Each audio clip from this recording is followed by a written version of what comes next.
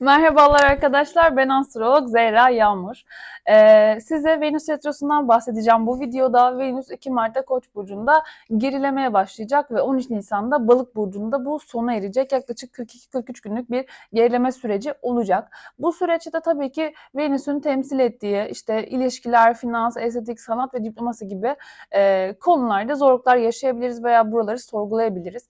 Venüs Koç burcunda tabii ki bireyselliği, cesareti ve girişkenliği temsil ettiğinden bu geri hareket sürecinde ilişkilerde böyle ben merkezli tutumlar, ani kararlar ve dürtüsel bazı davranışlarımız olabilir ve bunları sorgulayabiliriz. İlişkilerde bağımsızlık ihtiyacı ve özgürlük arzusu artabilir. Tabii ki ancak acele kararlar vermekten kaçınmak önemli diye düşünüyorum.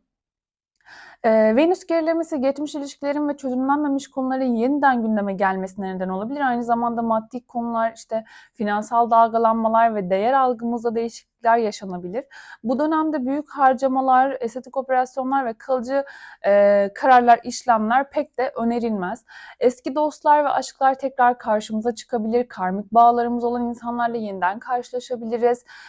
Veya işte bu dönemde tanıştığımız kişilerin hayatımıza çok önemli bir rol oynayacağını fark edebiliriz bu süreçte.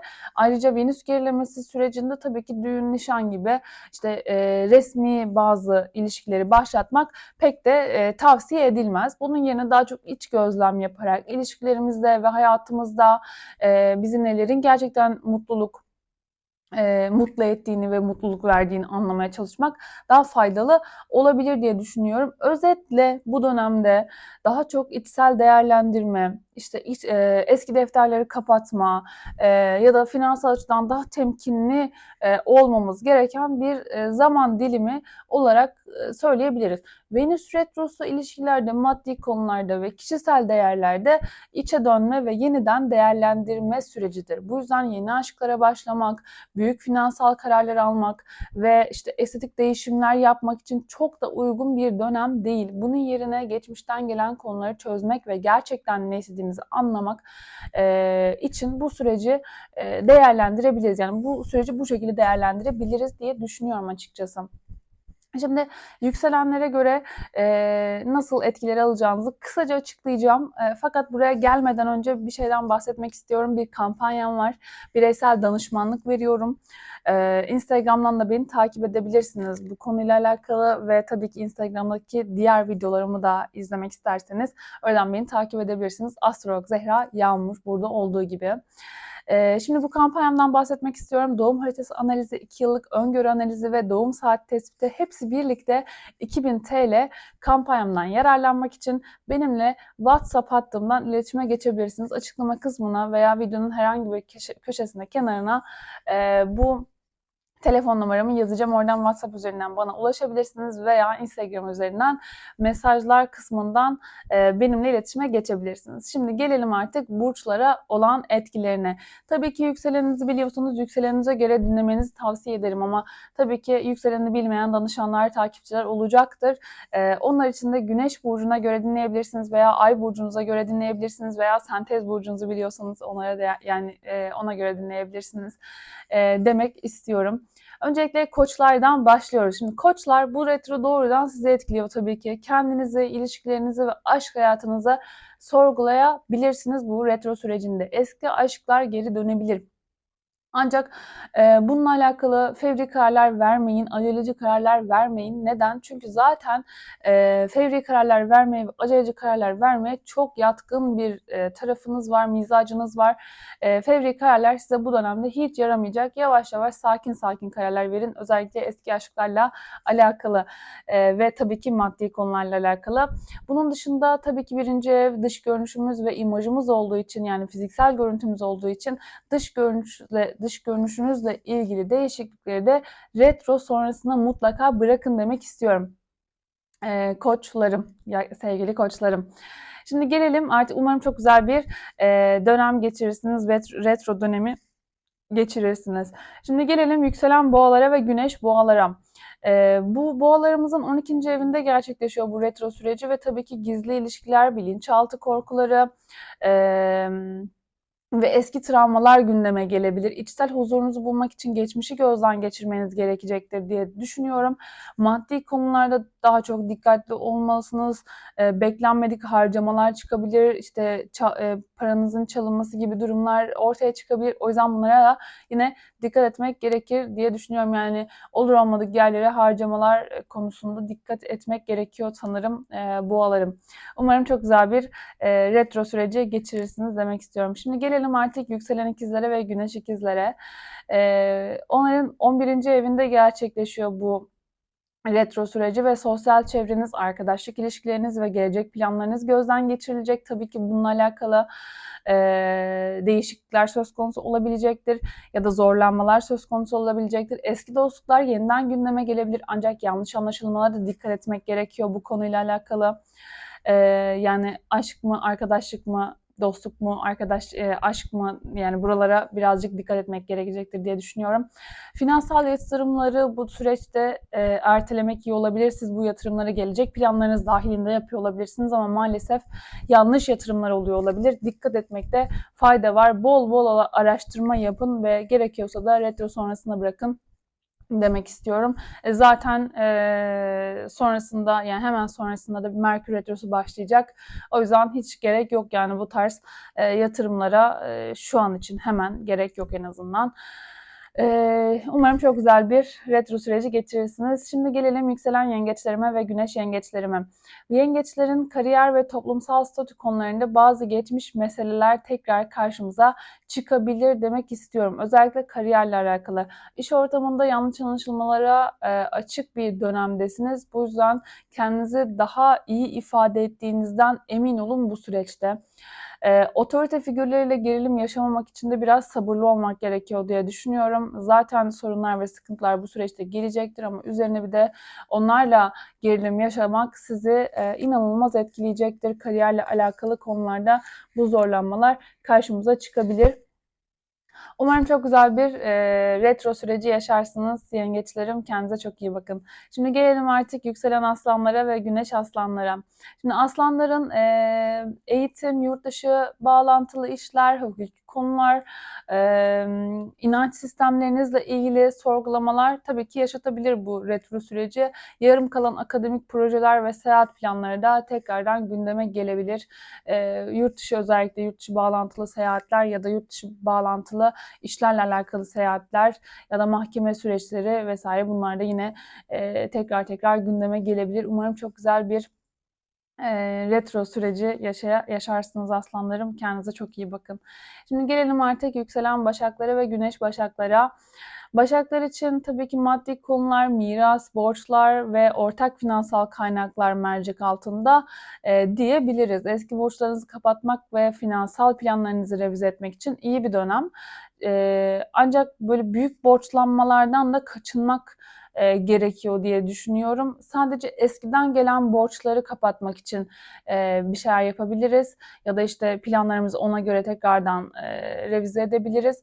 Ama tekrar mesela bir krediyi kapatmak için yeni bir kredi çekmek gibi şeylerden bahsetmiyorum. Planlarımızı birazcık daha böyle geniş açıdan bakarak yaparsak daha iyi olur demek istiyorum. Başaklar, kendinize çok iyi bakın. Umarım çok güzel bir retro dönemi yaşarsınız. Şimdi gelelim artık yükselen terazilere ve güneş terazilere. İlişkilerinizle ilgili geçmişte yaşanan konular tekrar gündeme gelebilir. Eski aşklar gelebilir. Evliyseniz eski sorunlar gündeme gelebilir. Partnerinizle olan bağınızı gözden geçirmeniz gerekebilir. Tabii ki eski aşklar dediğim gibi geri dönebilir. Ani kararlar yerine değerlendirme sürecinde kalmak önemli. Fevri karar vermeyin lütfen. Daha sağlam bir karar verdiğimizden emin olalım. Eski aşk geldi diye, biz de uzun süredir onu bekliyorduk diye hemen cevap vermek zorunda değiliz. Ondan emin olmamız gerekiyor biraz demek istiyorum. Çünkü retro ile gelen metro ile döner. Neyse, umarım çok güzel bir dönem geçirirsiniz yükselen terazilerim. Bu retro sürecinde. Kendinize çok iyi bakın. Şimdi gelelim yükselen akreplere ve güneş akreplere.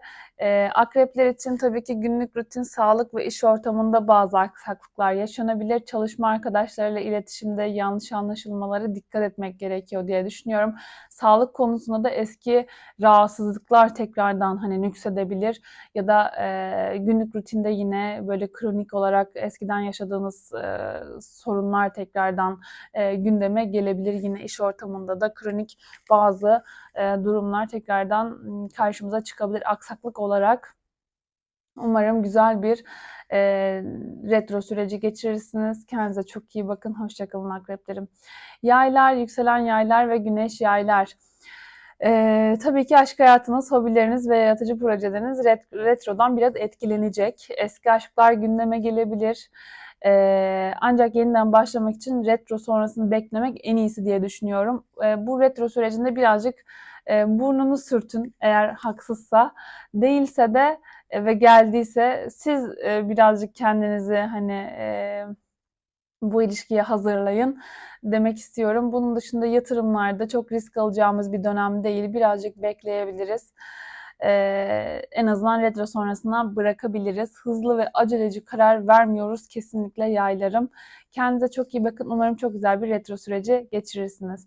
Şimdi oğlaklar, yükselen oğlaklar ve güneş oğlaklarımıza gelelim. Tabii ki aile, ev ve gayrimenkul konularında geçmişle ilgili meseleler tekrar açılabilir. Ev değişikliği, taşınma ve tadilat işlerini retro sonrasında planlamak daha sağlıklı olabilir ama bu süreçte en azından araştırmalara başlayabilirsiniz. Gayrimenkul konularında hani alım satım vesaire gibi konularda zaten Merkür Retrosu da işin içine gireceği için en azından bu retro sonrasına bırakmak daha iyi olur diye düşünüyorum. Alım satımları, para ödemelerini, imzalamaları falan bunlar daha iyi olur diye söylemek istiyorum. Daha sağlıklı olur en azından. Kayıplara yol açmamak için bu tarz konulara dikkat edebiliriz. Biraz daha hazırlık sürecinde kalalım. Adım atmayalım bu süreçte. Umarım çok güzel bir dönem geçirirsiniz. Retro dönemi geçirirsiniz Oğlak arkadaşlarım. Şimdi yükselen kovalara ve güneş kovalara gelmek istiyorum. Kovalar iletişim tabii ki iletişim, kardeşler, işte kısa seyahatler ve eğitim konularında bazı eski meselelerle yüzleşebilirsiniz. Eskiden beklediğiniz yani daha önceden beklediğiniz bir haber varsa bunu şimdi duyabilirsiniz. Ya da eski bir konuyla alakalı sonucun daha yeni geldiğini fark edebilirsiniz. Eğitim konularında da tabii ki uzun süredir beklediğiniz bir eğitim varsa bu süreçte karşınıza çıkabilir. Bunları değerlendirebilirsiniz.